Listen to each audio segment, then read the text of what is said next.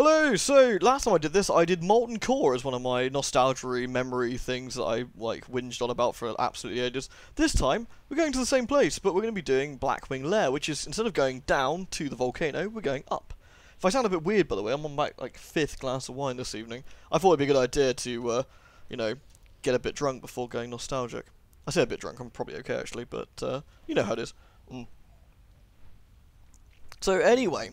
I probably said this before, but even getting here when we were doing the raids was just a massive ball ache. Mainly because, obviously you couldn't fly, that was the biggest thing, and you had to run in here manually. However, you wouldn't run in from this angle, you'd run in from, this one here. It's on the other side, mainly because it was less hassle.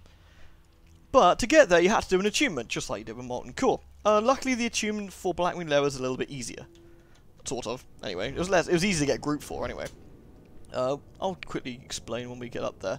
So, Blackwing Lair's entrance is, here. I mean, you climb up the chain. I don't actually know the proper way in, I've got to be honest. What you do, you mounted up, you jumped over here, you climbed up the chain, you ran up here like so, and you hopped onto this little thing. Okay, no one bothers doing that now, but that's how you used to get in. And I haven't done this on this character yet, so forgive me. This is the entrance to Upper Blackrock Spire.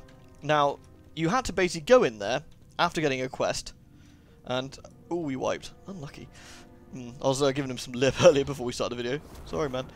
You had to get a quest, and I'll see if I can find it for you. So, what you do, you see this guy, the quartermaster? Give him a slap. He would drop a... Oh, I probably must have done it. He drops a quest for this. Have I really done it on this character? I must have done. Wow, I'm efficient. Anyway, he drops an item, which basically allowed you to carry on, go into Upper Blackrock Spire, and get a special achievement, which is for this orb. You stick your hand on it, boop. Basically, all you have to do is run the dungeon. Unlike the Molten Core exit for the achievement for Molten Core, which required you to do a little bit of extra stuff, this one didn't, which was nice. So, we come to the first fight, which is Razor Gore. Now, Razor Gore back in the day was a lot more difficult, and I can't really show you what it looked like in the same way, but imagine 40 bastards standing here, all buffed up to the tits, basically worrying because this first boss was quite tricky. You had to mind control this guy here, Razor Gore. You can't just kill him. In fact, I will show you exactly what happens. Actually, no, I won't, because that's stupid. I'll just die. Anyway, take my word for it. You die, and I'll have to run back. I would have shown you, but it's a long walk. Anyway, you have to do that. So, but the general gist of this fight is that we use this orb here to mind control this big guy here. Sorry, this wine is actually gone to my head now. Think about it. Anyway, and then we have to destroy the eggs one by one. So what we're going to do now is quickly snuff these guys out, control this, and then use him. Oh, where are you going? What? Did this not work? This bugged out. That's bad. That's bad. That's... Okay, that's interesting. Right, I'm probably going to wipe on this now. I'll give it a go. This might be a bit dodgy, though. Okay. Let's work our way around and hope for the best. That was interesting. They buffed this, by the way. Back in the day, this would have a massive cooldown in between each time you could kill the eggs. But this is the general gist of the fight, is you just go through and kill the eggs like this. Razor Gore gets attacked by ads that pop up. Now, because I'm doing this by myself, with any luck, I'll make it in time and not get him killed. Or her killed. I guess if it's eggs, it must be a lady. Never thought of it that way. Now, you see this guy, he's all like, hey, I hate you. And all of his mates come out to say the same thing, which is not too bad, but he actually does a reasonable amount of damage. Now, the idea was that you and your 40 friends would, or 39 other friends, I suppose, would kill these ads that were attacking Razor Gore, while the mind control person would break the eggs. And the fight would last around 10 minutes, probably, in all, doing this part, which was super annoying. Let's see. We're not going to make this, I don't think. I think it's going to wipe, and we're going to have to do this again, which is a little bit irritating. But never mind. Let's see if I can break another egg before this happens. 80%. There we go. So I'm going to have to re-mind control Razor Gore now. There we go. Just explode these guys. Re-mind control Razor Gore. They all run after me for a little bit, which is kind of handy. There we go. There might be a new mechanic to make this soloing a little bit easier, but hey. Anyway, this was the general gist of Phase 1 of the fight. You would just break eggs, and you would have your other guys kill the ads attacking Razor Gore until you were happy you killed everything. Which wasn't too bad.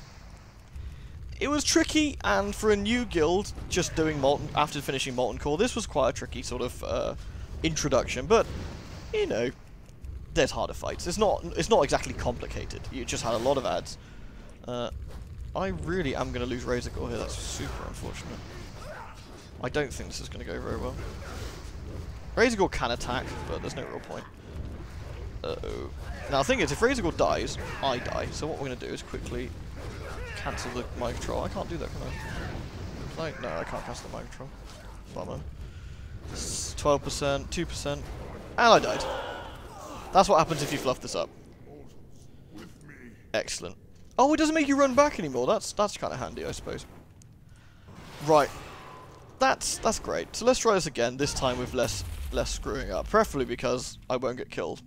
Because I wasted so much time having Razor Gore run to me and back again, that's how quick and easy it is for this to screw up, which is a bit unfortunate. Oh, everyone's always curious what armor I'm wearing this time. There you go. I think I've got like phoenixy shoulder pads. I think it looks quite nice. Now we gotta wait for the instance to reset, which is super irritating. I kind of wish they'd let you skip this these days, because this is... The biggest problem with this is it's Razor Gore's health more than anything else.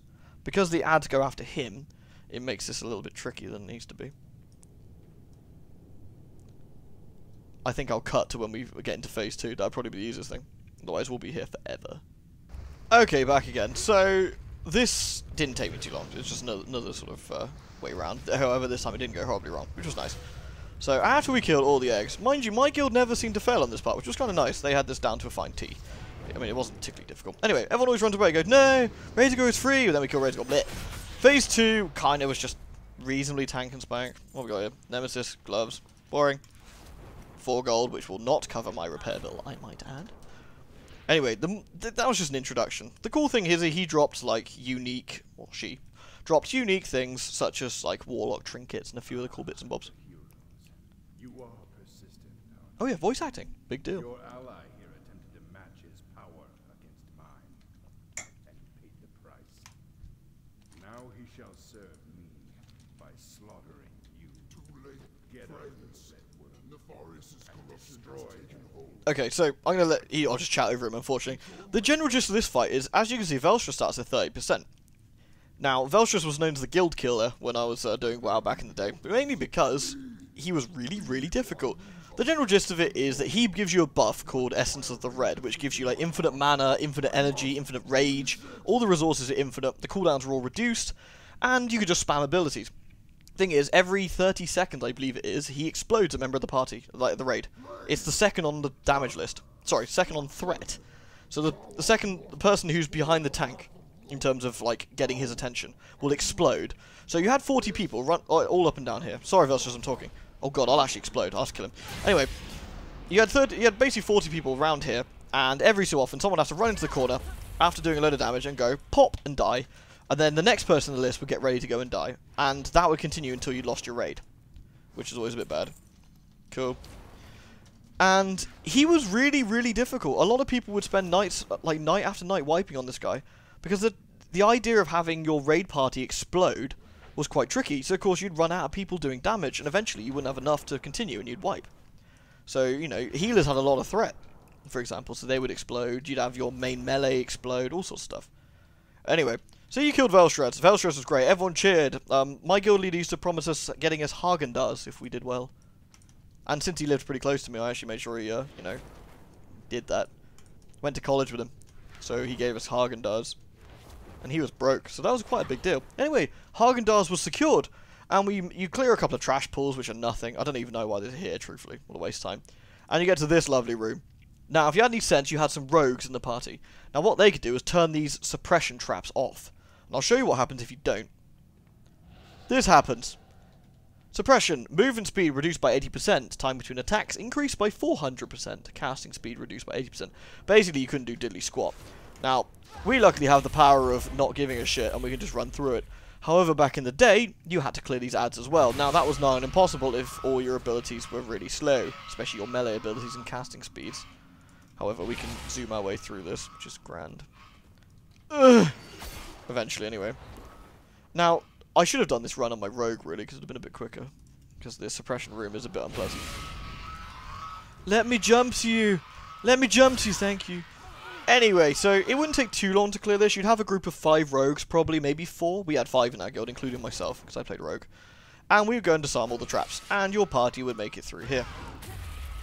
Otherwise, you'd have 40 people moving very slowly and wiping. And if you died here, you'd have to do the entire room again. These traps do not disarm after the boss is dead, which is irritating, to say the least. Hey, guys. Okay, let's see if I can reset my jump. There we go. Come here! No, you swine. Anyway, so you disarm the traps closest to the boss and attack him by the door. And once the traps were off, in theory, they stayed off long enough. Anyway, this is the Broodlord. The Broodlord was a noob. He didn't do anything particularly exciting, to be truthful. I wouldn't say he was tank and spank. He has a few debuffs and stuff, but nothing like crazy that really sticks in my memory as anything exciting. The main thing about the Broodlord is getting through this like messy room. Once you're done with that, you make it to the next area. Now this was actually kind of interesting because you've got trash here mixed up with the bosses. This is one of the bosses here called Firemore, and you had to get a special cloak to even survive these bosses. Ooh, Elementium. Yoink. That was for like crafted items back in the day. Now, pretend I cleared all this. I'm being incredibly lazy this evening, whatever time it is, 9 o'clock.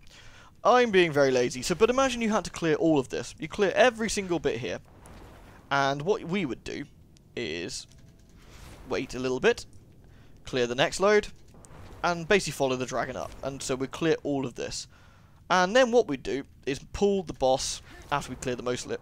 I'm gonna come back here. We would pull the boss to the door, which was grand, because we didn't want to do that. And our raid leader would get angry. It's like, kill the trash, get it back to the door. I want to make sure that no trash is going to involve with the fight. And he'd get lots of shouting going on, because he liked to shout. That's what he did. And, anyway, so we stab this dude. Blech, he dies. And he never drops anything of mine. He still doesn't. I mean, I'm still looking out for the rogue stuff. And you would need the Onyxia cloak, which was from a different instance, and every single person had to have that. So this was kind of a forced sticking point for your raid. You needed 40 people to have the Onyxian scale cloak, which means you had to farm Onyxia for quite a few weeks to make sure your raid was up to snuff. Now, you could actually have people without it, but eventually they would just die on the fight, which would be no good at all. You pull past this really annoying trash. I'll actually show you without killing it. They get a special buff. Damage from frost increase, damage from all of the magics decrease. So these trash were really annoying. You had to have specialized people attacking each part. You'd have one that was immune to nature damage or fire damage and stuff like this. And it was just generally annoying. No one liked it.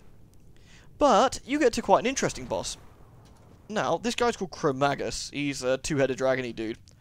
And I'll see if he'll still do it. He should still do it. Now, what happened with him is he would give you a random debuff every so many seconds into the fight. So, here we go. We'll keep an eye out, see if he still does it. And the general gist of it was, if you got all of the debuffs, it gives you, there's 5 in all, you would, there we go, there's one. You would transform into a Draconid, like the guys out there that I just stabbed, and you would attack the raid, which was bad. You didn't want that. So after a while, I'm not going to show you because we'll wipe it. But as you can see, the actual damage is pretty quick. There you go, and there's the third one. So we'll clear that quickly. Hey, drop the rogue shoulders. Never did back in the day. Bastard. So you had to make sure that you either had people dispelling, because each thing had a different, like one was a curse, one was a poison, one was a magical effect. So you'd have mages, priests, paladins, everything dispelling different effects. So the party really had to work together to make sure that you didn't have these 5 things happen at once. Except for one that couldn't be cleared unless you had the special item from the trash back in the previous room, which was kind of cool. And there isn't that many bosses in Blackwing Lair, and we're actually at the end already. Unlike Molten Core, it wasn't super long until you get to the end encounter, which was up here. Glitchy. I'm not really supposed to be able to get up here, you see, because you're not supposed to double jump. And you get to the last boss, Nattering. And after Molten Core, Blackwing Lair was a breath of fresh air. There was less trash, the loot was better, the bosses were more fun. And, like, other than Velstrez, the second boss, basically destroying guilds every 2 seconds, because that dude really liked destroying guilds. It was a really fun instance, like, overall. Oh yeah, he randomly talks and then doesn't talk. This first phase in the Firearm was interesting. As a guild, we used to position our warlocks, sat at the entrance here, like so. We'd have one warlock here and one on the other side, and they'd just AoE, using a spell called Hellfire. Back in the day, that would kill them very quickly, but we'd just have healers spam them. And then we'd have everyone just dump AoEs over the doors. And this would happen on both sides. You wouldn't let the Draconids do what we're doing here, which is run to us, because you'd end up getting killed. Because they're coming from 2 different doors. So, and the colours were different every single week. So they're blue and red this time, and you could have yellow ones, or you could have like green ones, etc, etc. And they'd all do different skills, so you had to be aware of what colour combination you had this week and what you had to deal with, which is kind of cool. Dead, dead, dead, dead, dead, dead, dead, dead, dead. And you had to kill 40 of these, I believe it was. I think it was 40. And once they piled up enough, Nefarian himself transformed into the dragon form. And, I mean, he isn't that exciting looking, I guess. But he was kind of cool. Now, this guy had some really cool things. Oh, do you see that? That big red effect? That was the Onyxian scale cloak thing you needed, otherwise you'd die instantly. Right, I'm going to let Nefarian live for a little bit. He won't do anything, actually, because I'm the wrong class. This class didn't exist when he first came in. But what would happen is, you'd have the tank him, come here you. Your tank would position Nefarian about here, so you'd have plenty of room. So about here.